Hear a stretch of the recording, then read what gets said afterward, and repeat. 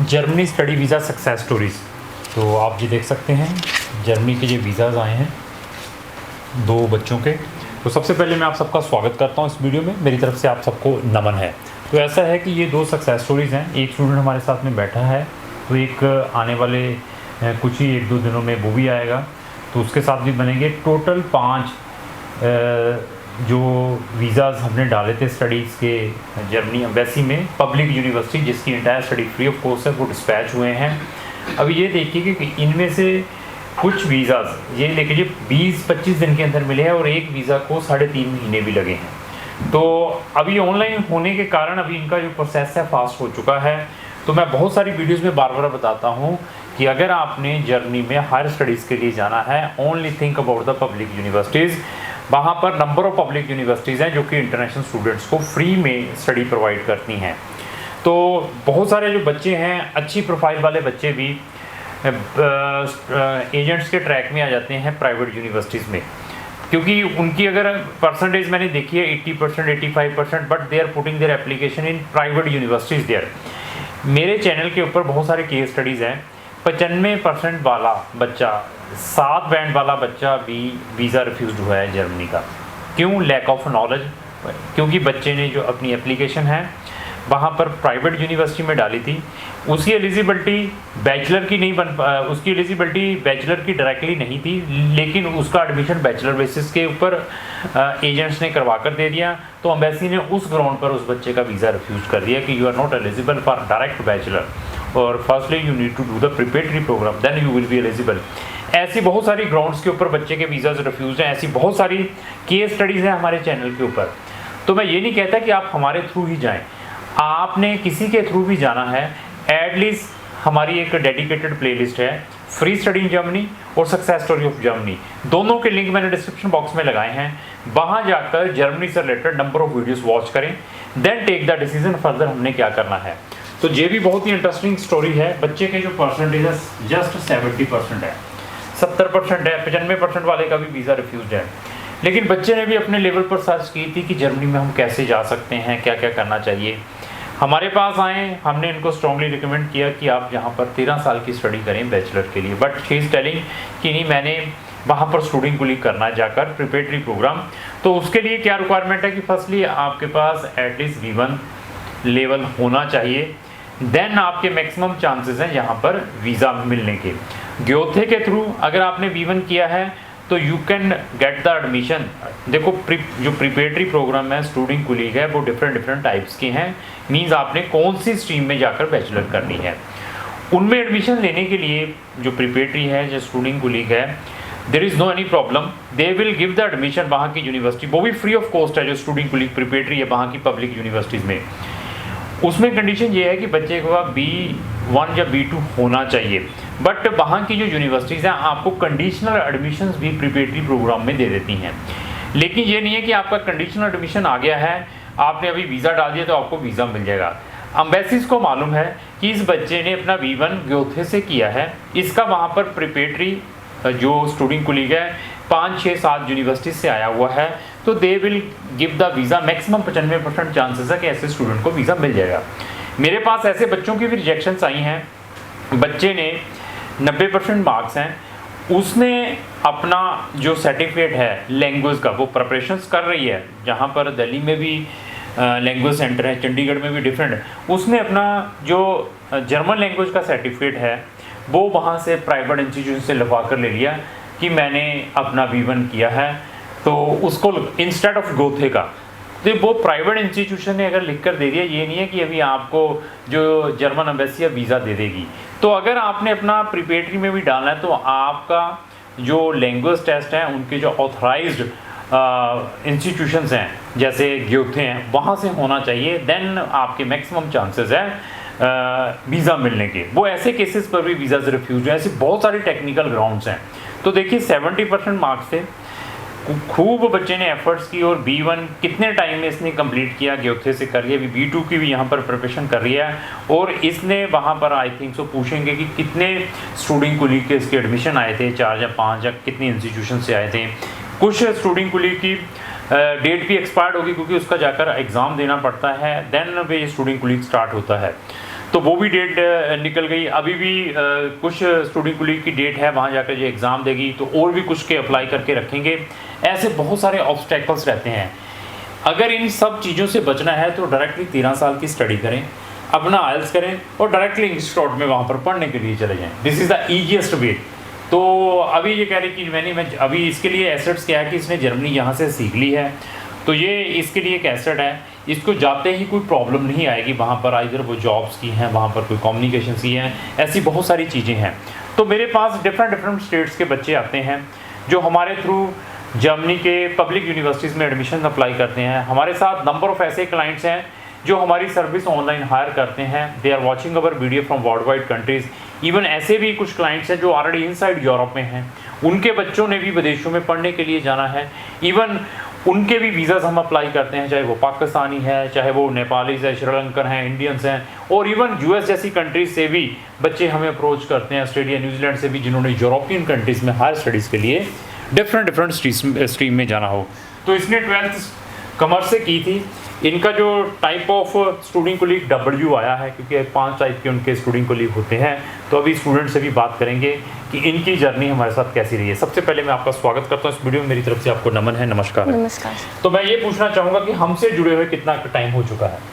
Sir आपसे जुड़े हुए हमें अभी थोड़ा टाइम ही हो चुका है। फिर भी 1 साल 5 महीने 6 महीने, फिर भी 6 महीने अप्रॉक्स। तो देखिए 6-7 महीने हमसे जुड़े हुए हो चुका है।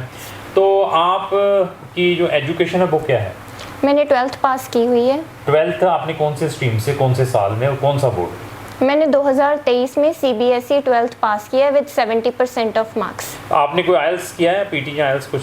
Yes sir, I have done IELTS and I have scored all over 6.5 bands. Very good. देखो आइल्स भी किया था, ये भी एक प्लस पॉइंट था इसके लिए। तो आपने कोई जर्मन लैंग्वेज प्रोफिशिएंसी का टेस्ट भी दिया था? Yes sir, I have done given a Goethe exam and I have scored B1 Goethe certificate. वो भी था। तो अभी ऐसे स्टूडेंट्स को तो देखो, जर्मन एम्बेसी ऐसे स्टूडेंट्स के सर्च में है।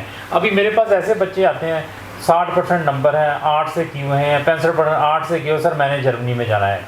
देखिए अगर हम केस लेते हैं तो हम 90 से 95% रिजल्ट्स प्रोवाइड करते हैं। अगर हमने आपका केस लेना है 50%, 15,000 रुपये कमाना, तो we are not interested to taking that case. पहले बता देंगे ये केस नहीं हो पाएगा। आपका केस असेसमेंट करने के बाद अगर हमने ले लिया तो 90 से 95% हम आपके केस के ऊपर रिजल्ट्स प्रोवाइड करेंगे। We are not interested just for the registration fees कि 15,000 रुपया इकट्ठे करते रहो। तो इन चीज़ों से भी बचना है और प्राइवेट यूनिवर्सिटीज़ को अवॉइड करें अगर आपकी एलिजिबिलिटी पब्लिक यूनिवर्सिटीज़ की बनती है, जो कि entire study free of cost है। तो जब आप हमारे पास आए थे, क्या हमने आपको सजेशन दिया था कि आप 13 साल कर लें, जहाँ आप वहाँ पे स्टूडेंट कुलीग करने ही जाएं? कुछ ऐसे सजेशंस दिए थे? यस सर, आपने कहा था कि बेस्ट ऑप्शन है कि आप इंडिया से ही फर्स्ट ईयर करें और बाद में आप बैचलर्स डायरेक्ट के लिए एडमिशन लें। तो क्यों कहा था? इसके लिए बड़ा चैलेंज है। वो चैलेंज क्या है वो मैं बता रहा हूँ अभी, इनके लिए क्या चैलेंज रहेगा। तो अभी ये बताइए कि अभी आपका जो एडमिशन है किस में आया है? मेरा एडमिशन पब्लिक यूनिवर्सिटी फॉक्सहोचुलर कील से आया है। तो किस प्रोग्राम, क्या प्रोग्राम है वो? मेरा प्रोग्राम स्टूडेंट कुलीग है। अच्छा, स्टूडेंट कुलीग। क्या अभी आपकी जाते स्टडी स्टार्ट हो जाएगी? नो सर, मुझे जाते पहले एग्ज़ाम देना होगा। अगर आप वो एग्ज़ाम पास नहीं करते तो देन फिर मैं दोबारा क्या फिर आपकी स्टडी स्टार्ट हो जाएगी, जहाँ आपको वो एग्ज़ाम पास करना ही पड़ेगा? मेरी स्टडीज़ नहीं स्टार्ट होगी, मेरे को एग्ज़ाम पास करना ही पड़ेगा। तो ये देख लीजिए जी क्या क्या चैलेंजेस है कि स्टूडेंट कोलीग में भी डायरेक्टली यहाँ जाना है तो आपको पहले उनका entrance exam, preparatory entrance exam है, वो क्लियर करना पड़ता है। जब तक आप वो क्लियर नहीं करेंगे तब तक आपकी स्टडी स्टार्ट नहीं होगी। जब ये क्लियर कर लेगी तब इसकी स्टडी स्टार्ट होगी। ये जो आपका स्टूडेंट कुलीग एग्ज़ाम स्टडी है, ये कितने टाइम की है? ये अप्रॉक्स 1 ईयर की होती है। 1 ईयर की। ये कौन सी लैंग्वेज में है? ये जर्मन लैंग्वेज। देखो ये जर्मन, ये भी एक चैलेंज है। अभी जर्मन लैंग्वेज में जाकर वो स्टूडेंट कुलीग भी करना पड़ेगा। इन चीज़ों से आप बच सकते हैं अगर 13 साल की स्टडी लेकर मेरे पास आते हैं। मैं बार बार देखिए, पैसा तो हमने आपसे कमाना है, तो हम ये चाहते हैं कि बच्चा कैसे कंफर्ट जोन से वहाँ पर पहुँच पाए और जिसमें उसको मैक्सिमम बेनिफिट हो। तो अभी एक साल पहले इन्होंने जर्मन लैंग्वेज B1 तक सीखी। इसको सीखने में कितना टाइम लगा? 3 मंथ्स। देखो 3 मंथ में कर दिया आपने B1। yes. देखिए शी इज़ वेरी कॉम्पिटेंट। मेरे पास ऐसे स्टूडेंट हैं जिनको 6 महीने से लेकर साल हो गया B1 नहीं हुआ, तो इसने जस्ट इन्हें 3 मंथ B1 का क्लियर किया है। तो ऐसा लेसन भी सीखना चाहिए बच्चों को, ऐसा मोटिवेशंस भी है इस वीडियो के अंदर। ये आपके लिए केस स्टडी भी है। तो मैंने नहीं, इससे मुझे नहीं मालूम था कि इसने सिर्फ 3 मंथ में किया, मैं यही समझ रहा था कि 6 महीने लगे हैं। This is very advantage. Otherwise आप 6 मंथ से लेकर 1 साल सिर्फ लैंग्वेज सीखने में लगाएंगे, वहाँ जाकर एंट्रेंस एग्जाम क्लियर करना पड़ेगा, नहीं क्लियर करेंगे स्टडी स्टार्ट नहीं होगी। चलो क्लियर कर देते हैं तो 1 साल और लगेगा। उसके बाद फिर क्या होगा, जब वो क्लियर कर लेंगे 1 साल की स्टडी, उसके बाद क्या बैचलर फर्स्ट सेमेस्टर से स्टार्ट होगी या सेकंड ईयर से? मेरे को एग्ज़ाम देना पड़ेगा एंड में, वो जो कि फाइनल एग्ज़ाम होता है वो भी देना पड़ेगा। यस, उसको FSP कहते हैं, जिसका नाम फेस्ट टैलेंट प्रूफिंग है। और उसके बाद अगर उसमें जो 12th के मार्क्स होते हैं और उसके जो मार्क्स होते हैं वो दोनों मिक्स करके वो रिजल्ट निकालते हैं, और उसके बाद फिर मैं यूनिवर्सिटीज़ में अप्लाई कर सकती हूँ अगर मैं पास करती हूँ। नहीं, बैचलर फर्स्ट ईयर से, फर्स्ट सेमेस्टर से स्टार्ट होगी या सेकंड ईयर से? First semester. देखो कितने चैलेंजेस है ये। देखिए फैक्ट वही बताएगा जिन्होंने ये टेक्निकल चीज़ें की है। तो देखिए बाकी क्या है कि फ्री में स्टूडेंट कुलीग फ्री में है। बहुत सारे बच्चे, बहुत सारे एजेंट्स बच्चों को स्टूडेंट कुलीग 8,000, 9,000, 10,000 यूरो वाले प्रोग्राम्स में भेजते हैं, प्राइवेट स्टूडेंट कुलीग। उसमें भी बच्चों के रिजेक्शंस मिले हैं। तो क्योंकि जर्मन एम्बेसी बताती है कि हमारे तो यहाँ पर फ्री है स्टूडेंट कुलीग, बाय आप प्राइवेट यूनिवर्सिटी में जो स्टूडेंट कुलीग करने के लिए जा रहे हैं, इन सब चीज़ों से बचना है। अभी आते हैं आपके कितने एडमिशन्स आए हैं टोटल जैसे स्टूडेंट लीग के? मैंने समर सेमेस्टर अप्लाई किया था, उसमें कितनी यूनिवर्सिटीज हैं, कितने मतलब टोटल? 4, 3, 5? 3 आए हैं मेरे। 3 आए हैं। देखो 3 आए थे इनके, तो कुछ की डेट निकल गई है? सभी की निकल गई थी। अभी है कुछ की ड्यू डेट?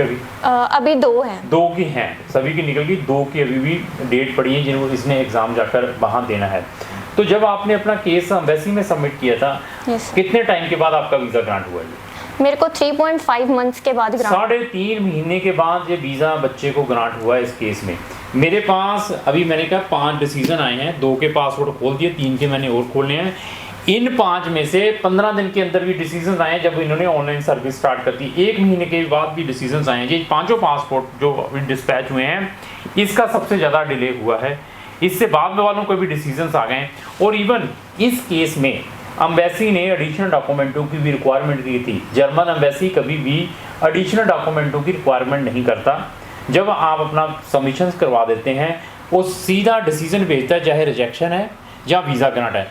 क्या आपको जर्मन एम्बेसी ने कोई मेल लिखी थी, कुछ डॉक्यूमेंट मंगवाए थे आपसे, या कुछ कहा था कि कोई ये चीज़ भेजो हमें? यस सर, जर्मन एम्बेसी ने हमसे एडिशनल डॉक्यूमेंट मंगवाया। क्या मांगा था आपसे? उन्होंने मांगा था कि न्यू कोर्स रजिस्ट्रेशन भेजिए। देखिए ये सारी टेक्निकल चीज़ें वही बताएगा। अगर जर्मन एम्बेसी ने इसको रिफ्यूज़ करना होता तो वो स्ट्रेट फॉरवर्ड रिफ्यूज़ करके कहती कि आपकी डेट निकल गई, वो भी कह सकती थी। लेकिन उन्होंने इसके न्यू रजिस्ट्रेशन की कंफर्मेशन मांगी, वो भेजेगी, उसके बाद फिर इसको डिसीजन दिया। अभी इनसे पूछते हैं कि इनकी सिचुएशंस क्या रही हैं। तो 6 महीने हो चुके हैं, एम्बेसी में फाइल था 3.5 महीने हो चुके थे। ड्यूरिंग ये 3.5 मंथ तो क्या सिचुएशंस थी, माइंड में क्या चलता था? सर माइंड में बहुत कुछ चलता था, मेरे भी और पेरेंट्स के भी।